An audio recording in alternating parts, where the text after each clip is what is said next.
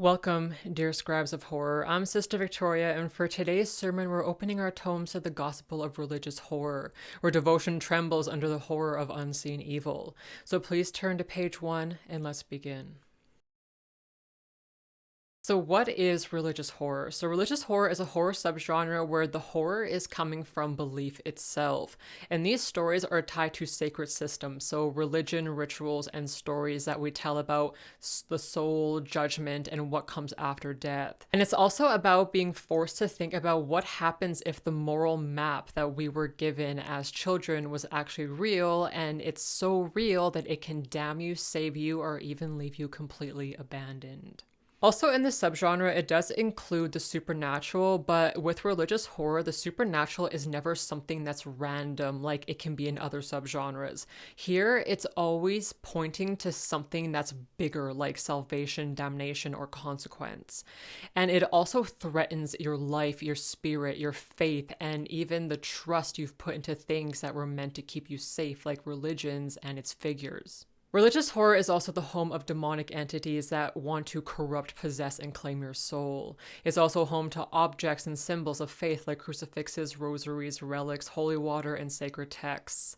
And also here you'll find priests, nuns, pastors, and other faithful figures who are here to serve as bridges between the human and the divine.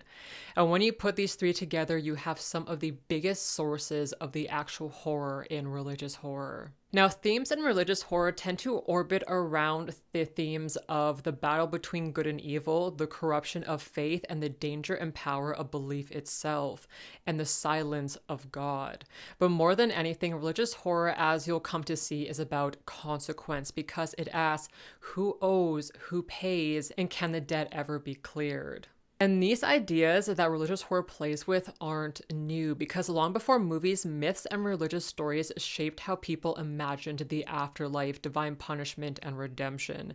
Ancient myths of underworlds, apocalyptic visions, and tales of divine wrath created a language of horror long before modern writers use it to shape to what we know of today. Medieval art, relics, and sermons painted hell in vivid detail, functioning like early horror designed to, I guess you could say, keep people in line. On-screen films like The Exorcist and The Omen really shaped what we think of as religious horror and set the foundation for the subgenre.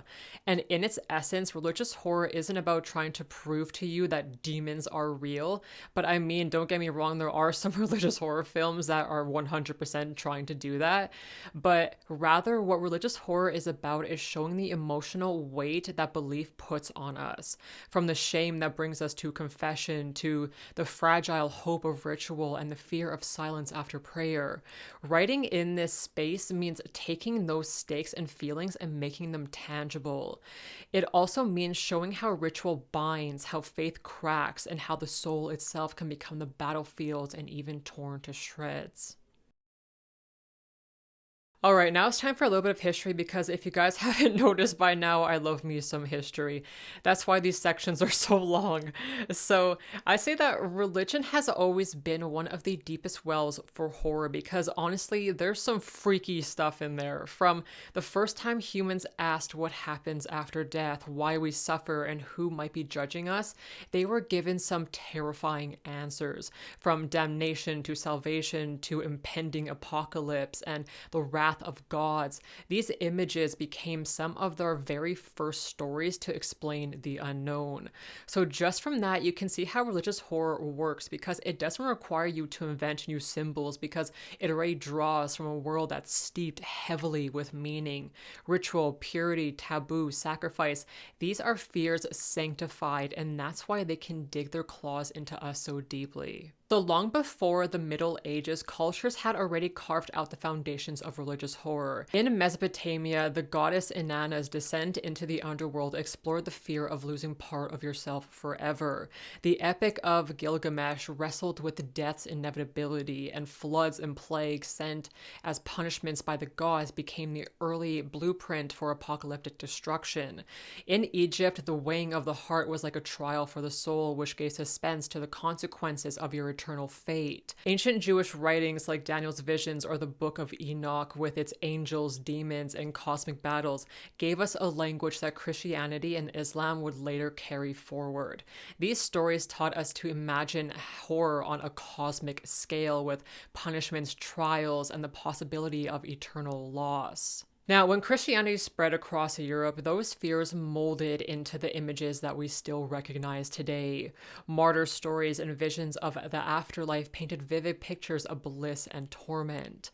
In Dante's Inferno, that was conceived as a poem, eventually became the map that people used for hell itself, and it saw sins being turned into physical punishments. Also, saints and relics made holy bones into objects that could heal or curse, which eventually gave us the idea of cursed objects in horror. And medieval life was heavy with sensory detail, like incense thick in the air, candlelight flickering against stone, chants echoing through dark churches. Artists like Harmonious Bosch turned those fears into nightmares on canvas, while the dance macabre reminded everyone that death spares no one and that you just might be bewitched in the moonlight.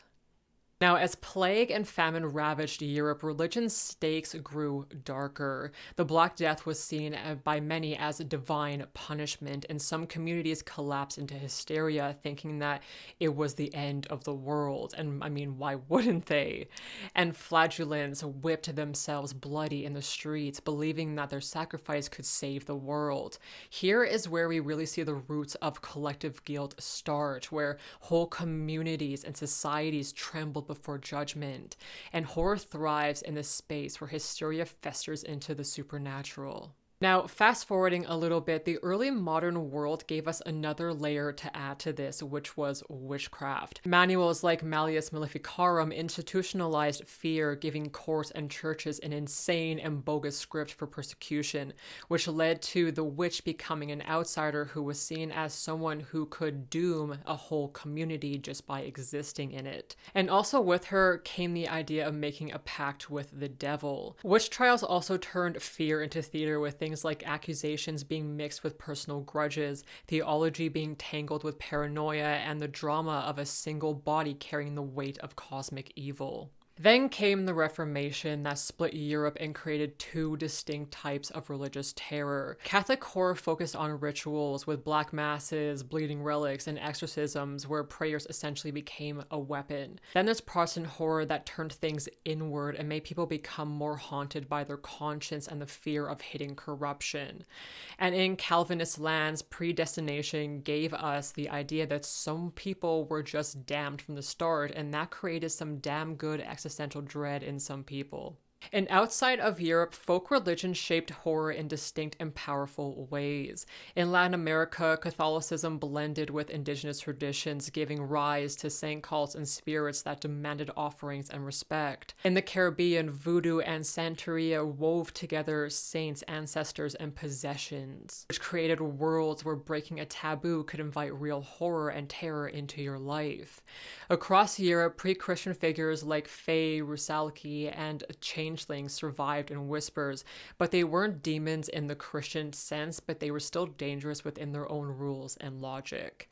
Then colonialism came trampling in and branded many of these beliefs as devil worship and gave even more fuel to tropes about cursed idols and forbidden rituals.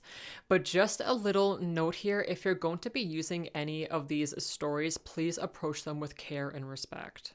Now we're going to take a huge leap ahead to today, where modernity has stripped away a lot of belief, and of course religious horror has evolved with this and has found new ground. The absence of God has become a pretty big theme that's been given rise to the trope of divine silence replacing answers, that in return is where Satan creeps in. And part of why religious horror has taken this shift is because scandals have made some people see clergy as predators instead of protectors, which makes for stories that mix real-world corruption with supernatural horror.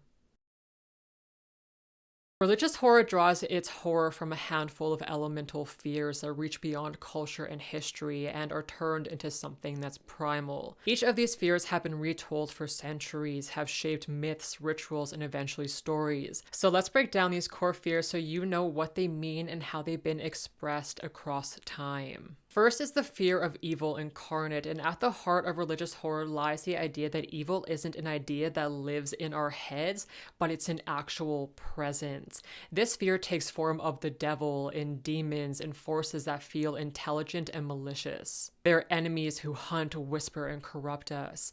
The medieval imagination was filled with devils who tempted saints in the desert, who signed contracts in blood, who entered bodies to twist them from within. Modern horror inherited this vividly in films like The Exorcist, where possession is symbolic, physical, and undeniable. The fear of evil incarnate is the fear that darkness is alive, that it wants you, and that no wall or prayer may hold it back from consuming you.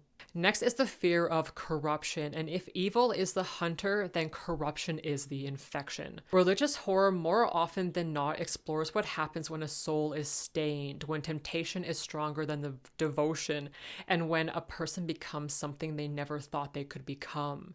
And corruption can arrive quietly through desire, secrecy, or a single forbidden act until it fully consumes the person. Take Dante's Inferno, for example. Every circle of hell turns sin into a punishment, like lust, greed, betrayal. Each of these gets its own form of torment. Or in Gothic stories, you can see the same idea play out, but just a little bit differently. Here we can see the monk who can't resist their desires, the priest who chases forbidden power, or the innocent person who slowly becomes monstrous. Corruption can be terrifying because it shows us that anyone, no matter how faithful they are, can fall. Now, the most devastating fear in religious horror might not actually be the presence of evil, but rather the absence of good. And here we're talking about the fear of the silence of God. This is the dread that people have that their prayers will go unanswered, that suffering has no meaning, and that the divine is either deaf or indifferent. During the plagues of the medieval ages, whole communities prayed for deliverance that never came, and their silence from heaven bred despair. And modern religious horror uses this fear by showing us priests longing for faith in the face of horror, or ordinary believers abandoned in their darkest hour. Ingmar Bergman's The Seventh Seal capture the silence in the figure of a knight praying to God, only to hear nothing but the echo of his own voice. Horror grows in this void when the sacred becomes a wall instead of a refuge. Next is the fear of institution, because religion isn't just something that is done in private, but it's lived through institutions, and those institutions like churches, communities, and organizations carry a lot of power. Because in horror, the church itself can become a source of dread and horror when its leaders are corrupt, abusive, or heretical. Stories of priests who exploit, of inquisitions that destroy the innocent, of sects that twist devotion into cruelty, all draw on this fear. Like, for example, Matthew Lewis's The Monk painted the monastery as a place of hidden vice and cruelty, while history offers countless examples of power abused in the name of faith. The fear of institutions terrifies us because it's something that promises to protect us, but instead it devours us, because it shows us that those in robes or vestments yield both sacred and earthly authority, leaving little room to resist. And lastly, we have the fear of judgment. So every religion carries this shadow of judgment, like an impending apocalypse, eternal damnation, or divine wrath. And essentially, these are fears about endings, like what's going to happen when someone dies, or what's going to happen when the world itself, I guess you could say, dies. From the fiery visions of the Book of Revelation to Islamic and Jewish apocalyptic stories, people have long imagined scales being weighed, books opening, trumpets sounding, and fire pouring down on us. And we see horror tapping into that by putting us into worlds where judgment feels close, whether it's a soul facing damnation or an entire society bracing for divine punishment. And we can see this in films like The Mist or stories of doomsday cults, because when people believe that the end is near, the fear of uncertainty of what's going to happen eats away at both their body and their spirit. Judgment is terrifying because it feels total, eternal, and absolute. So all of these fears come together to give religious horror its weight, because they go beyond personal phobias, beyond the haunted house or the killer in the woods, but they reach into questions about evil, salvation, and eternity itself. That's why religious horror sticks with us, because it gives us the fear of what might rule in the dark and whether the light will ever come back. Religion hands horror a ready made language of fear. Its symbols, rituals, and stories already carry centuries of weight. So when you use them in your horror writing, they're bringing history, belief, and memory along with them. The cross, the candle, the bell, the scriptures, these are all objects people have prayed over, feared with, and have died for. That's why when they're twisted into horror, the effect is so powerful. So here are some of the most common tropes in religious horror. First, let's start with the most popular one, which is possessions and exorcisms. I don't think there's any other image that could define religious horror more than a body that's been overtaken by something otherworldly, which in this case is usually a demon. And possession stories speak to the fear of losing control over your own body and mind, of becoming a meat puppet for forces that you can't see. And the ritual of exorcism adds structure to that chaos with elements like sacred words in Latin, holy water, and relics searing against corrupted flesh. And this trope keeps enduring because it touches on the intimate fear of invasion and the larger fear of faith tested to its limits. Next is the corrupted clergy, and this is the figure who, rather than protecting their flock, instead becomes the predator of their flock. Horror loves some broken trust, and few betrayals can cut deeper than the shepherd turning into the wolf. We can see this in films like The Nun, where they twist the image of a holy servant into something monstrous. Essentially, corrupted clergy characters remind us that evil can wear vestments, and that power cloaked in holiness may be the most dangerous power of all. Now there's cursed relics and scriptures. So objects of devotion can carry enormous weight, which is why their corruption can be so terrifying. Like a relic meant to heal can instead bring disease, or a sacred text that's been misinterpreted or tampered with could summon forces that were better left silent. A good example of this would be the Necronomicon in Lovecraft's mythos. So essentially the power of this trope comes from inversion, when the community of followers expects protection, but instead all they find is damnation.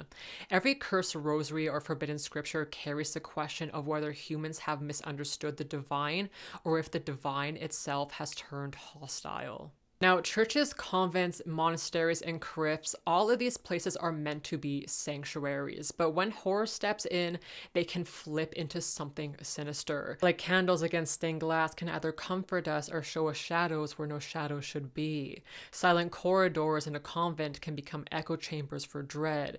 Crypts built to honor the dead can hold secrets that refuse to stay buried. Stories like The Name of the Rose by Umberto Eco or countless haunted convent tales show why this space works so well, because they're layered with centuries of faith, silence, and memory. So when horror erupts, it feels like the corruption of time itself. Next is blasphemy, heresy, and forbidden rituals.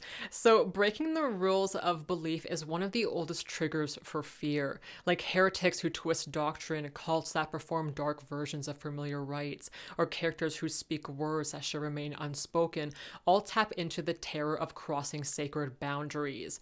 And here, there's the fear of punishment that will come from God or gods, and also the chaos that will be unleashed when cosmic order is broken. Essentially, this motive thrives on the sense that something of higher power has been desecrated, and because so, that means that there will be a price to pay. And we're better to end this off than with the apocalypse. Trumpets, falling stars, rivers of blood, plagues sweeping the land. Religious texts have given us some of the most vivid images of the end of the world, and horror borrows a lot of these elements because they're already so ingrained in the collective imagination. Like in the Book of Revelation, the four horsemen ride out as harbingers of destruction, which is a vision that has fueled centuries of apocalyptic fiction. And this does push us into the apocalyptic horror territory, which works really well as a hybrid with religious horror because they're kind of cousins, and apocalypse horror can work well to bring lots of spiritual dread and the sense that everything is collapsing under divine judgment into religious horror. Every religious horror story starts with the protagonist. They're the doorway for the reader and the one whose struggle will pull us into the fear. But they can't just stay passive because a good religious horror protagonist embodies the tension between faith and fear, devotion and corruption, salvation and damnation. When you design your main character, you need to think about how their personal journey is going to mirror the larger spiritual conflict of your story. So let's go through some of the most common characters you're going to find in religious horror. So the first one that you're going to find is the faithful believer, and this could be a priest, a nun, or just an ordinary worshiper who has devoted their life to their religion. And where they come into the story is when something ends up shaking the very foundation of their trust in the divine. Like in The Exorcist, Father Karras isn't just struggling to get Pazuzu out of Regan, but he's also dealing with his faltering faith. His priestly role gives him authority in the possession battle, but his doubts also make him vulnerable to the demon. And this type of character works best when the horror is forcing them to confront questions they thought they'd answered a long time ago. Another archetype is the skeptic. This character, as being a skeptic implies, starts the story outside of belief. They could be a lapsed believer, an agnostic, or even an atheist who doesn't believe the rituals and symbols around them whatsoever. And their arc is very compelling because the horror that's happening around them is forcing them to confront a world that they don't want to accept.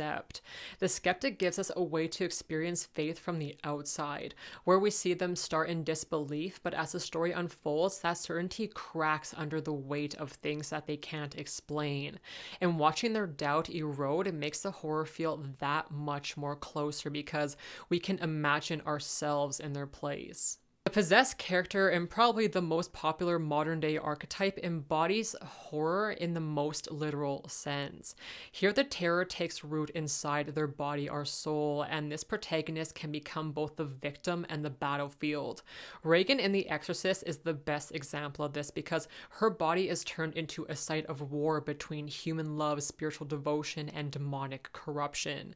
And writing this kind of protagonist means that you have to pay close attention to physicality, transformation, and the loss of control, because it makes the reader fear what's happening to them and also what they might be becoming. Finally, there's the outsider, and this is someone who enters a religious world that they don't understand. And this archetype is usually seen as someone stumbling into community with its own set of rules, taboos, and rituals. And what makes them vulnerable to the horror is their ignorance, and their curiosity usually leads them down the path into danger. And the perfect example of an outsider would be Sergeant Howie in The Wicker Man. Now, writing this kind of character allows you to highlight how belief systems can feel impenetrable, strange, and terrifying when they're seen from the outside. No matter which type of protagonist you choose, the most important rule is to tie their internal struggle to the external horror.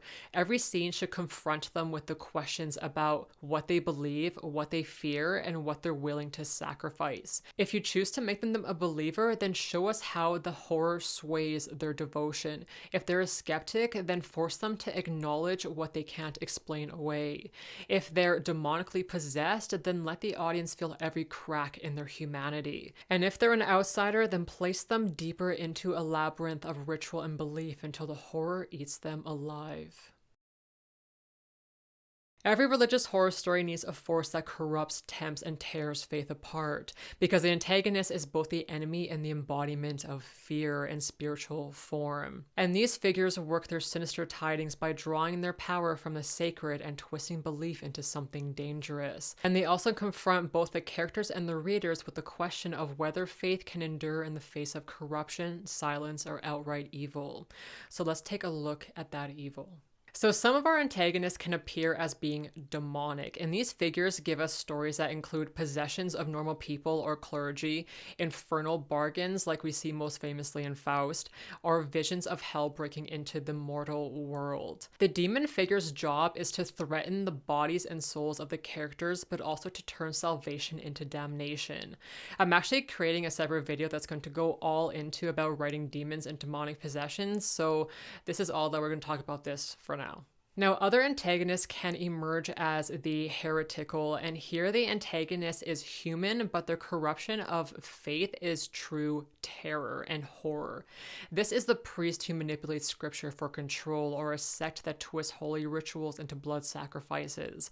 These figures force us to see just how fragile organized religion can be, and when belief is used as a weapon, and the heretical antagonists themselves can be really unsettling because they remind us just how easily belief can be corrupted and how quickly devotion can become submission. Now we have divine absences, and this antagonist is just plain silence itself. This is where we see prayers go unanswered, attempted miracles that fail, and where the faithful have to wrestle with the dreadful void. The big horror of this antagonist lies in the possibility that no one's listening and that maybe no one has ever been listening. And these stories usually unravel characters from within because their faith is within them and it can drive them into sheer madness or despair. And personally, I think that a devout character that's been forced to face God's silence might find the absence more horrifying than any demon because it makes them feel like they've been abandoned by who they trusted most. Finally, we have the institution itself. So this is where the church, temple, convent, or monastery, like I was talking about before, becomes the oppressor. And it does so by its rituals concealing corruption, its leaders protecting predators, or its history that's hiding atrocities from the past. And this kind of horror, while it might seem like it's about turning against God, it's not. Here, it's about exposing how faith can be twisted, how sacred power can become a mask for cruelty. Essentially, the institution becomes a faceless antagonist because they're too big to fight and too holy to question. That's what makes its terror feel so suffocating. So when you take all of these figures, the demonic, heretical, absent, and institutional, you'll see that they all anchor the conflict in something deeply personal. And that struggle between belief and despair forces the characters to confront what faith means and when it's tested, broken, and or betrayed. Alrighty, now that you know all of that, it's time to put all of that together into a nice little horror rhythm to create an actual story out of it. So this rhythm first begins with reverence, slips into violation, and ends in revelation or collapse. It's a popular structure and might even sound a little bit familiar if you've watched my other videos. So for this, I like to think of this structure as 3 acts, and each act layers the tension by taking what's sacred and slowly breaking or corrupting it. So here's how that structure works and how you can use it in your own writing. So for Act 1, we're going to start with the world as it's meant to be. Normal. The protagonist and also everyone around them's daily life is steady and we get to see their faith, rituals, and beliefs. And this could be as simple as a family saying grace before dinner, a nun tending to her duties in a convent, or a small town gathering for Sunday Mass. It doesn't need to be this big grandiose thing, but something that makes the reader feel the stability of the world that they've entered before you disturb it. Then shortly after, you're going to foreshadow some unease that's going to slip into the cracks of the ordinary. This could be a prayer that goes unanswered, a candle that mysteriously sputters out in the middle of Mass, or a hymn that turns sour halfway through. And these moments don't need to scream horror, but they need to plant some doubt that something sinister is afoot, and that the sacred order is fragile. Like for example, in The Exorcist, the story begins with Chris and her daughter Reagan living an ordinary, almost idyllic life.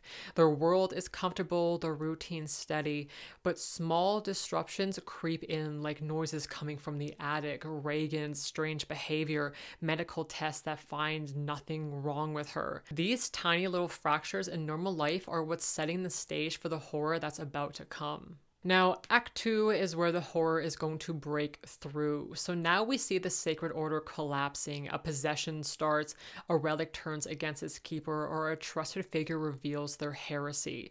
This is the moment when belief itself becomes dangerous and characters now have to face choices.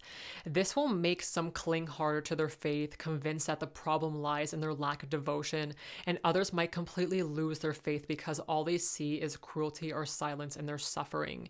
These inner conflicts are the heartbeat of religious horror because the horror here is about the characters losing what gave their life so much meaning. So narratively, this is where we see symbols of protection starting to fail, a cross that doesn't stop the demon, holy water that burns the devoted, a prayer of protection that brings no answers, only more pain. This unraveling is important because with religious horror, this kind of horror will gnaw away at the characters right down to their bones because the very things meant to protect them are beginning to collapse. And something to keep in mind when you're writing this act is to think about your story's theology.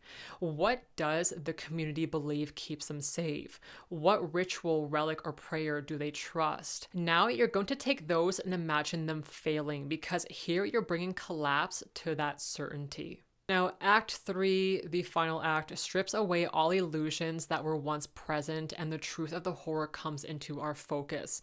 This could be Satan's plan laid bare before the protagonist, the crushing silence of God when help is begged for and none comes and the protagonist is in their final descent into madness.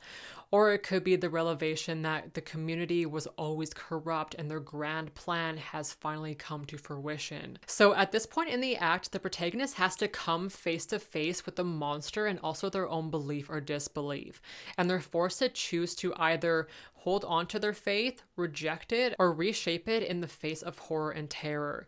This is the inner confrontation that makes the external battle really resonate.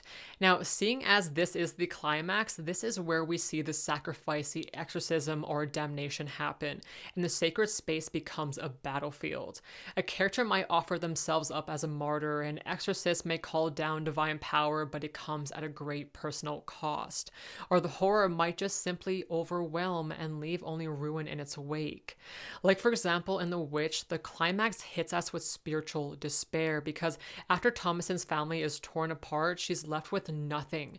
No protection from faith, no comfort from God, no human connection to hold on to. And when she accepts the devil's offer to live deliciously, that moment is terrifying because yes, she gives into temptation of an evil entity, but we also see the collapse of every safeguard she was taught to trust.